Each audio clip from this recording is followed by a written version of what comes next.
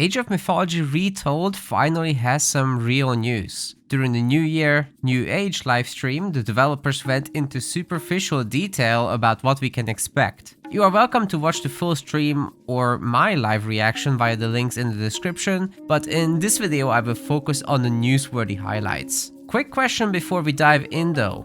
When you saw the thumbnail to this video, did you find the gods to be authentic compared to the originals?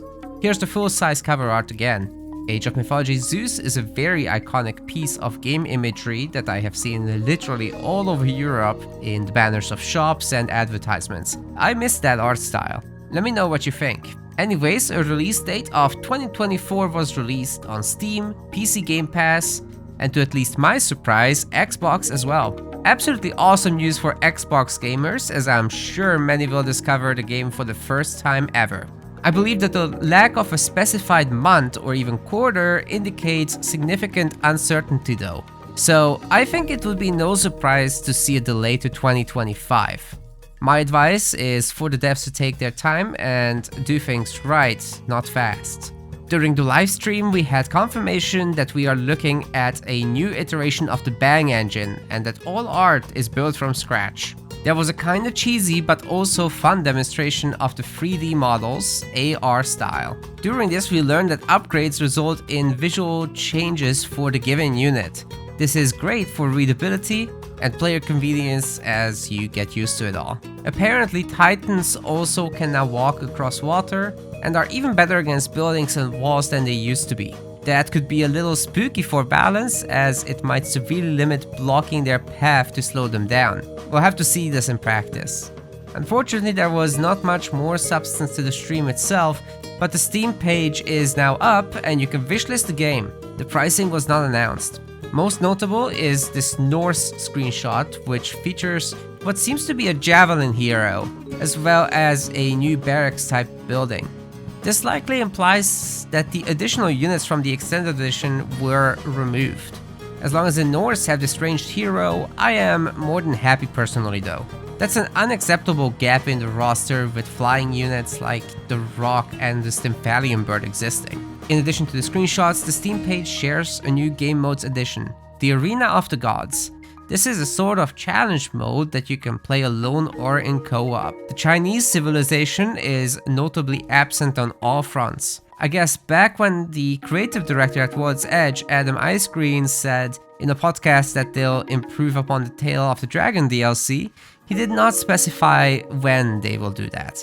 Maybe later, maybe never. We just don't know. There is more.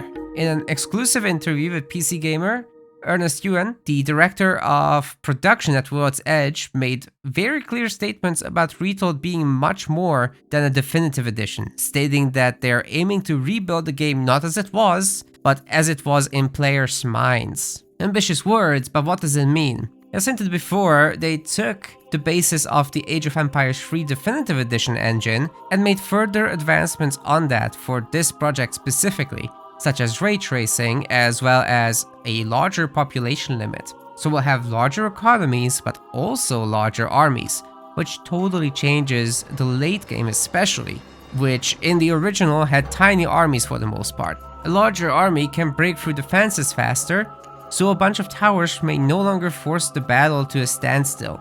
I like the sound of that. Myth unit abilities being manually targetable was also brought up.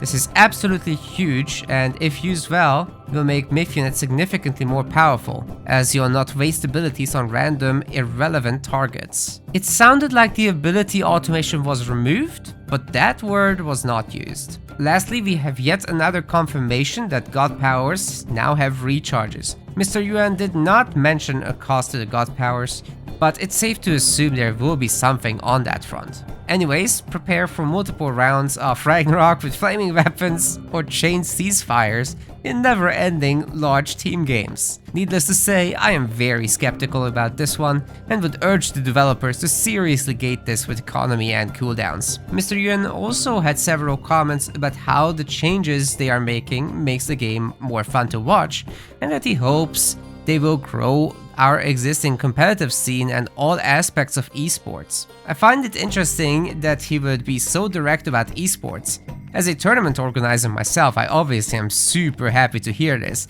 but it is noteworthy, as most developers would shy away from bringing anything multiplayer up. It's much appreciated that we're being looked out for. Obviously, this is not to say that this is the sole focus of the product. The vast majority of people will probably never play a multiplayer game in their lives and still love the experience. Here's a Loki and Poseidon portrait as well. This is all I have though. Make sure to like and subscribe if you want to see more Age of Mythology Retold news, and eventually my multiplayer coverage, naturally. See you next time!